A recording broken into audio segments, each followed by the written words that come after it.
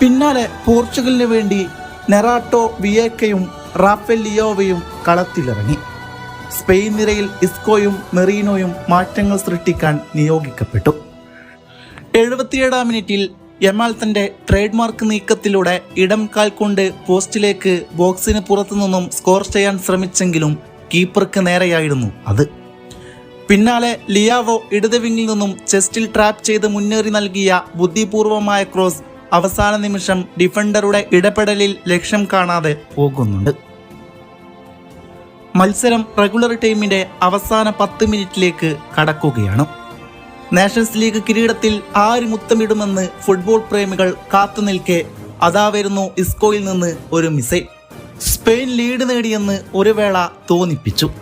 പഴകും തോറും വീര്യം കൂടുന്ന മറ്റൊരു താരമാണ് ഇസ്കോ. എന്നാൽ താനിവിടെ നിൽക്കുന്നത് വെറുതെയല്ലെന്ന് പ്രഖ്യാപിച്ച് കോസ്റ്റ നിന്ന നിൽപ്പിൽ അങ്ങ് പറന്നു.